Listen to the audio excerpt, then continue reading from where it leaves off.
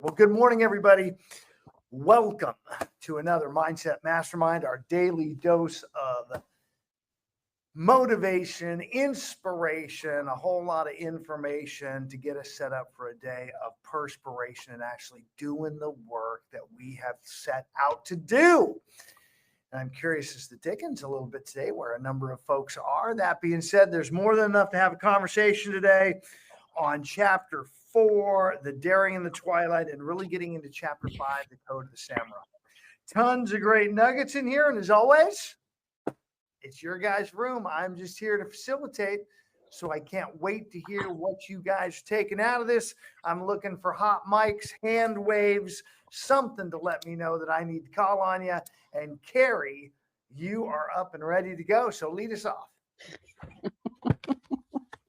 Well, I do have to say that I am waiting for a couple people maybe to get on because I have something to share collectively with them. But one thing that I highlighted in here in chapter 5 on 94 was fell in love with the process of improvement.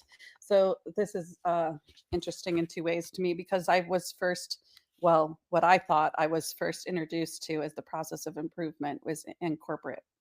And I did literally, I was so excited and I did fall in love with that. And then I realized that it's all been about self-improvement, right? And I always have been doing it. Like I didn't realize that when I first was in corporate working on that, lean processing and improvements, blah, blah, blah. But I definitely have fallen in love with the process of improvement. Yeah, and that falling in love with that is where the game is won. That every single day we're going to celebrate the incremental improvement versus the win achieved. The win achieved is fleeting. There's always going to be someone else better at some point in time. The improvement is permanent. You guys get to keep that. Sarah, my dear, what do you got? So I have a couple of things on page 73. By constant surprise, I believe he means constant gratitude at beauties that never cease. And I feel like this kind of sums this book up to this point. That is just like a statement that, okay, that's what that's what you need to get to, that right there. And then I also like a couple of pages further in on page, is that 84? Yeah, 84. The chart of the comparison of the mastery and ego. And I actually went through there and highlighted things that I'm like, oh, you could work on this and you could work on that and you can work on this. And these are the things that you have already mastered because we all need a little accolades here and there. But the chart, I love the visual chart. Yeah, and on this chart, Sarah, let's just throw a few out there. I'm not saying that they're yours, but what are some things that, you see in other people's ego that's holding them back right off this chart? Irritability. Like I that's when I'm not easily irritated, but once I am fully irritated. Okay. Yeah. And then I don't mind sharing the ones that are mine. I really don't, because that's what this group is about, right? Also living in the past and the future. That's a big one for me. And then win the battle within. There's a battle within inside me that I don't know, and then, so speaking of that battle inside, if I get further in to the chapter, where's my bookmark? It talked about forgiveness, and I did highlight it. I just don't remember what page it's on. It talked about forgiveness in your subconscious, allowing your subconscious to forgive so that you can overcome your battles. And that really resonated with me too. I don't know exactly what page it's on. I did highlight it though. You guys will have tomorrow to bring it back in the room as well. I think it's That being 88. said, I definitely want to go back to the irritated because it was interesting. You said you're not easily irritated, and once you're there, it's off the deep end. It is. It is. Like stupid people, they drive me crazy. Okay. People So without yeah, common sense, I mean, I really have to do my best not to roll my eyes. so I can't. here's the educational piece though. When you catch yourself in that, you get to unwind it. Because if you stay in it, then it's a choice. Right. You're choosing to stay in that state and not working on mastery. So the other one for you is as you're feeling you're moving that direction, catching it. Being aware of it. And the other fun one, living in the past and the future rather than just being fully present. That fully present also ties back to being able to see the beauty. To that quote, Only, the constant beauty, the gratitude yeah, that never ceases. only, only with being fully present can you make that happen. So I'm just going to challenge you guys to slow down to speed up. We're in this go, go, go world, especially, man, when I was living in Southern California, I always said everybody is just in such a freaking hurry to get nowhere. They had no idea where they were going with their life, but damn, they were moving at 90 miles an hour everywhere. And just slowing it down so you actually can accelerate a lot faster. What else do you guys have from the content? April.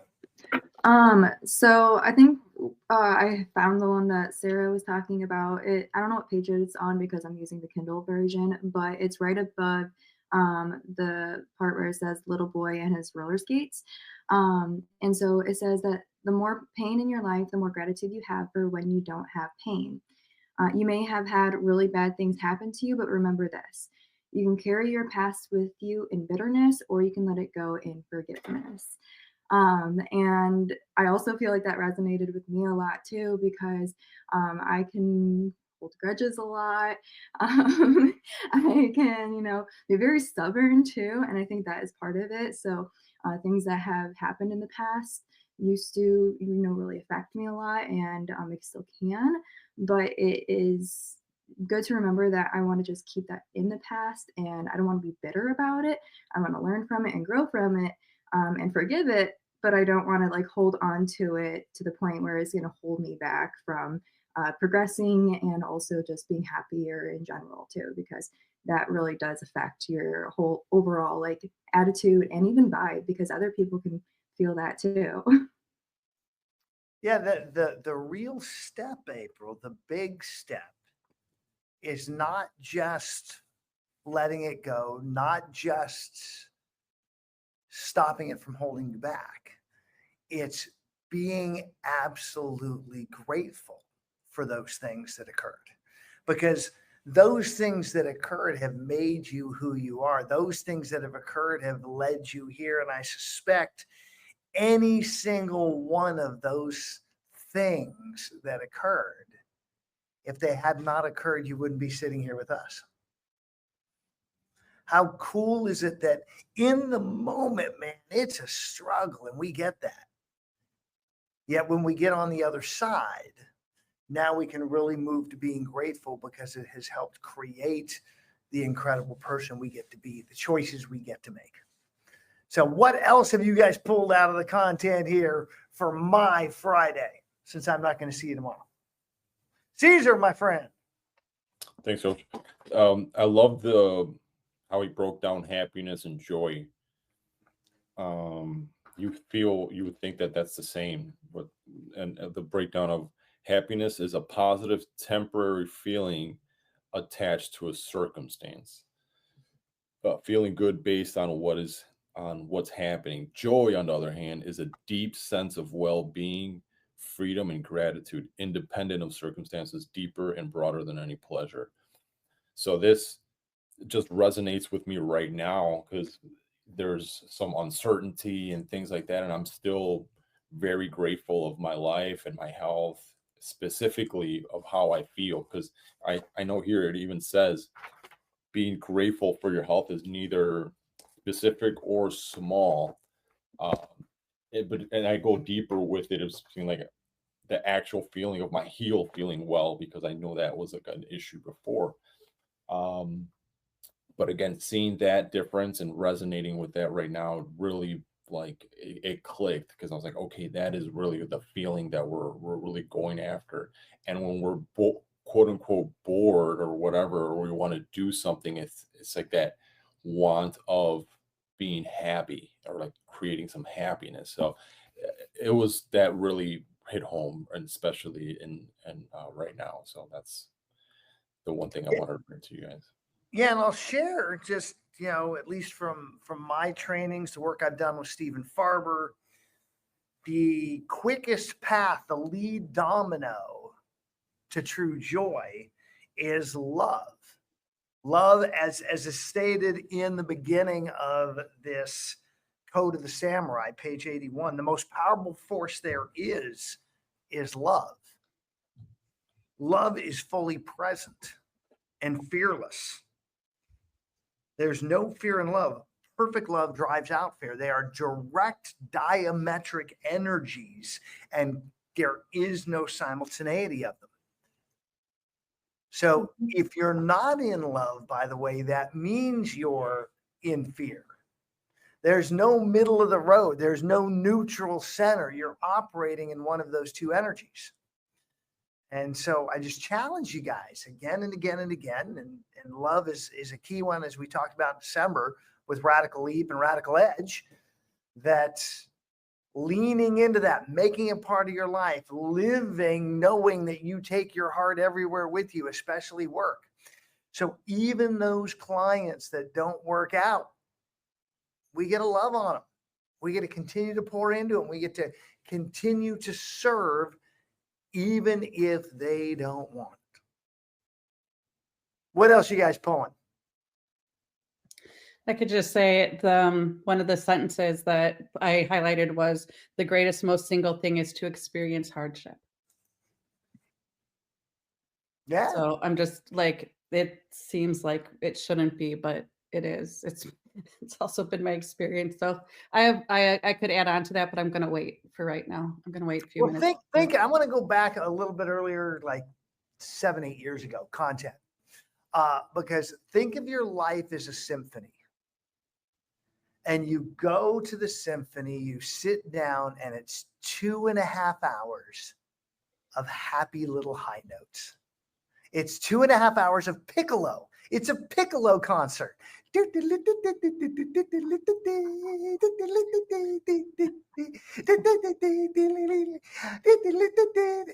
be nuts with, right? I mean, I already got Kelly going, knock that crap off, Russ.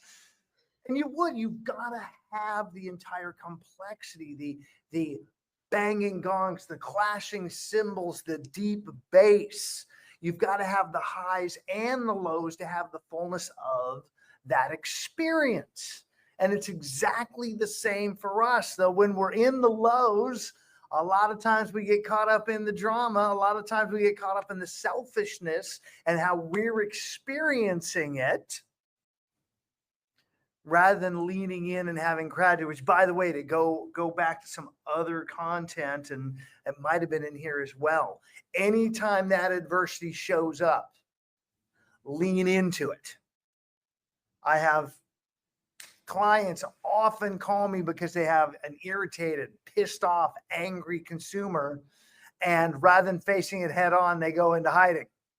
And then they call me, a day or two later. Okay, Russ, what do I do? In the moment, it shows up. Anything that is challenging your stability, your comfort zone, lean into it and start digging and discovering just how powerful you really are. Carrie, I saw your mic come back on. It's so hard to do though, because your body is like flighting, and then you're sitting there and you have to worry about it. You know what I mean? Like, how do you, that's a really difficult thing to train your body to do. I know, isn't that awesome? Right? Because Yeah. you're absolutely correct that your subconscious, your unconscious sends you into fight or flight mode and usually sends you into flight. Yeah. This is where, if you're leading with love, courage is going to show up. So Yes. you first got to pause, Mhm. get in touch with the love, the care of what you get to do, the love, the care of who you get to do it with and for, including that individual on the other side. Yeah. And then the courage will show up to have the conversation. And if it doesn't, create it anyway and go make it happen. Yeah. All right, Caesar. I wanted to comment on what you were just saying about how boring it would be if everything is like that. Like point out in movies, there's always the setup and there's always a problem, and then the hero is like the hero's journey is what they refer to it in all movies. Every single one has that criteria. Secondly, Carrie, when you're feeling that fight or flight, when you fight it, when you're actually gonna fight, you fight through it, and all of a sudden you're like, that gives you this sense of courage. And remember, it's not that when people make that phone call or when they're in fear, it's like they don't feel it. They do fear, but they just continue moving forward and just making that phone call or facing that terrible call that they want to face. And a lot of the times you just let people vent and they're okay, and you continue to move on. So I wanted to point those couple of things out, and also with the list of mastery to ego, that also brings awareness to how at least I'm seeing myself, for like the judgmental part. Seeing people, for example, a guy at the gym does like this. I hate how he like works out, and I'm very judgmental of it. And then I just remember when we were talking prior sessions before, everyone's doing their best. So it's like, not that he's trying to work out that way, and maybe no one's ever like give him a hand or give him a tip. But all of those things came to fruition when I was reading that list of mastery to ego, and it's again, it really brings things to the surface when you're seeing both of them: humble, arrogant, seeks validation; the ego, mastery, seeks growth. So that's like a great list. So I'm going to assign some homework based on this, and I'm going to jump back into some of what Caesar said. Tomorrow, I really want you guys to have a deep dive on page 84 and 85 and this comparison. And in preparing for that, I want you to look through your lens, your life, open and easy, no judgment, clear-hearted, just is what it is, on where maybe you're running with the ego rather than focusing on self-mastery. Because here's the fun part to tie back into Caesar's kind of acknowledgement. If we stay in persistence, we live out the 3-act play. The 3-act play is kind of the standard where, the hero's there, life's happening, act 1, act 2, adversity shows up, and it's a freaking shit show. And as long as perseverance exists, act 3 shows up. The breakthrough. In fact, you guys might want to write this one down from my old life that just came to mind. You cannot have a breakthrough without a breakdown first. They go hand in hand. So if you're in the trenches, if you're in a breakdown right now, know that the perseverance through that is going to bring you to act 3, which is much more amazing. Star Wars, act 1. The Empire Strikes Back. Oh, it was ugly. And then all of a sudden, the Return of the Jedi. All of you are going to be Jedi fighters. You lean in. And the only other piece I want to add is if you're in a breakdown, persevering and pushing through, you don't have to do it yourself. In every one of those, the hero almost always has someone else that they are leaning on, that they are getting help from, they're getting guidance. They're not just slogging it alone. So reach out to the people around you that love you, that know what you're capable of, that believe in you more than you believe in yourself. Borrow their belief and power through. Sarah, I see your mic's up. I was actually on page 84 or 92 in my Kindle, and it says, to learn self-mastery and live extraordinary lives, we must embrace discomfort. Without pain, there's no growth. We can never become who we were born to become when we resist the adversity and challenges necessary for our development. And so it just kind of, you just kind of talked on that, but that's where I was going to go with it. Awesome. Yeah, our societal norms have us seeking comfort, and as Americans, we got it pretty darn easy, don't we? Yeah. You're absolutely right, Sarah. The growth comes when we push ourselves, when we consciously decide we are going to go beyond that comfort level. And it goes back to Carrie and those fierce conversations. So many agents will either tell somebody what they want to hear, tell a half truth, sometimes the both, or not tell somebody anything and go quiet, rather than coming up with love and fierce and say, okay, here's the challenge. And now getting creative, how can we actually resolve it? I will tell you guys, when it comes to financial files, because I am in Puerto Rico doing the things that I do, it's a little wild time to get me financing if I want to do something with real estate. And I know my buddy Matt is heads down, crushing through the craziness of that and attempting to figure out what we do with this cacophony of data to figure out how to get it through the requirements of those organizations and entities. Carrie, what do you have? Okay, so this is the story I wanted to share.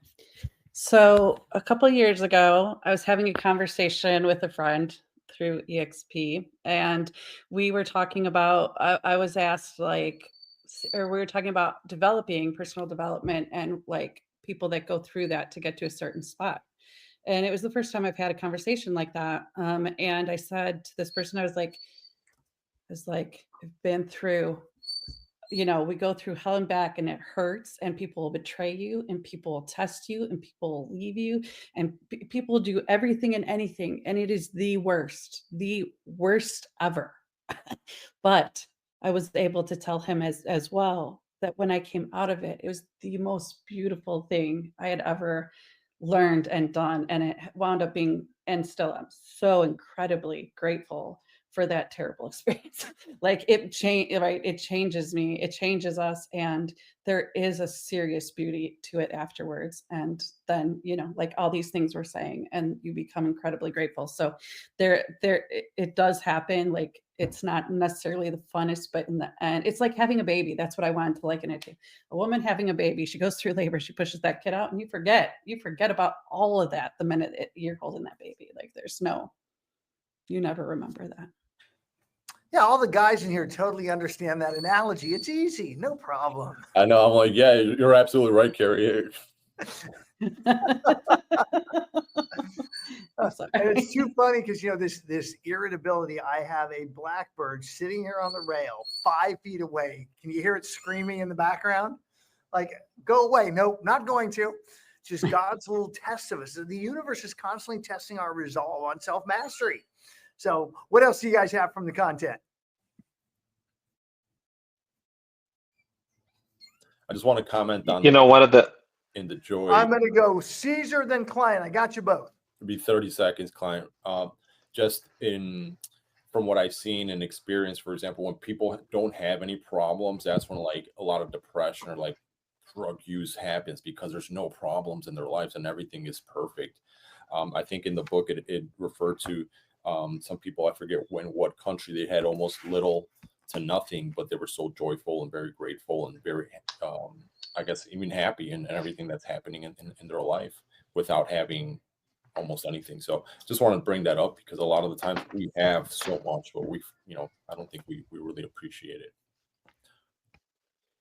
Client, bring it. That is so true. One of the things I tell my kids every day, and this is something that I've learned and I'm incorporating it. Life itself is a test.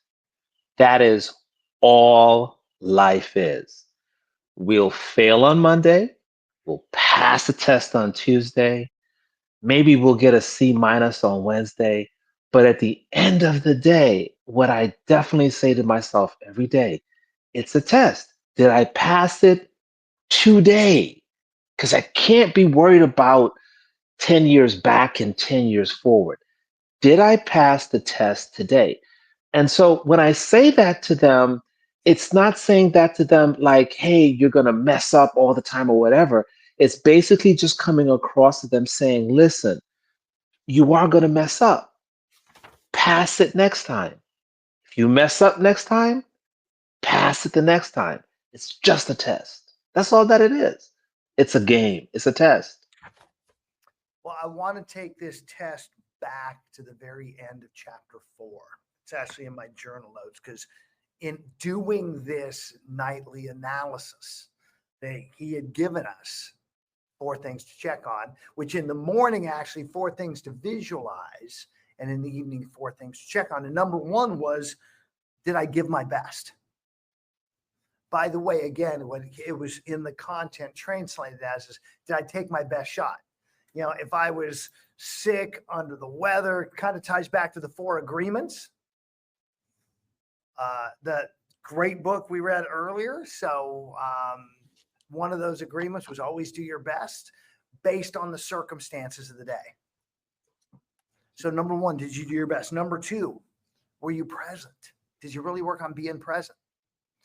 Number 3, were you grateful?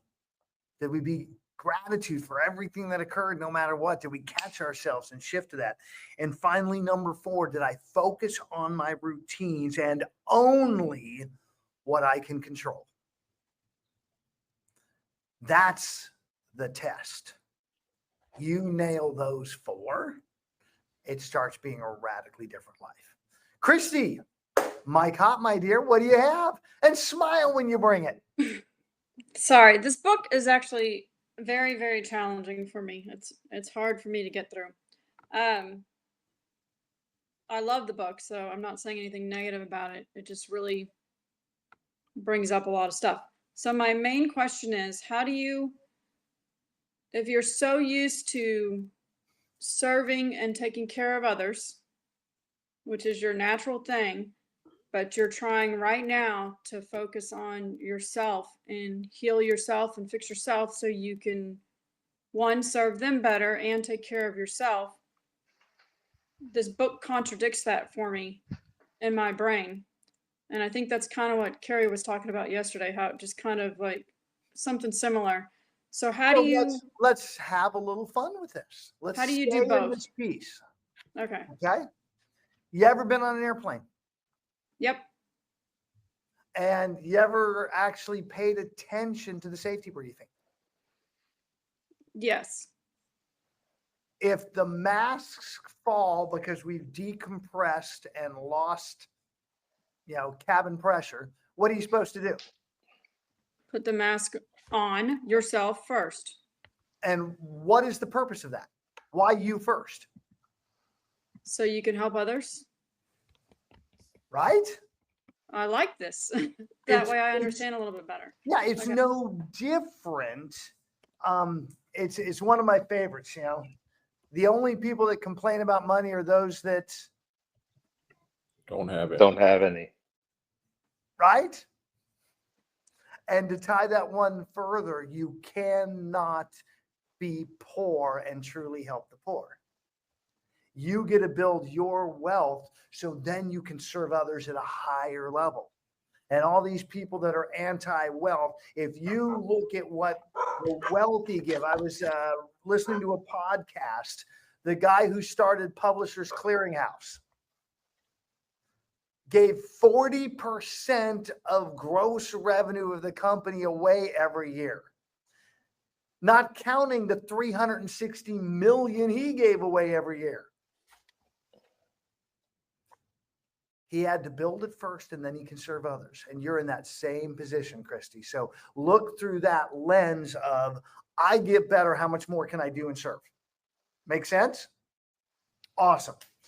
And so tomorrow, guys, you get to put this into practice by serving each other and really facilitating the conversation in here.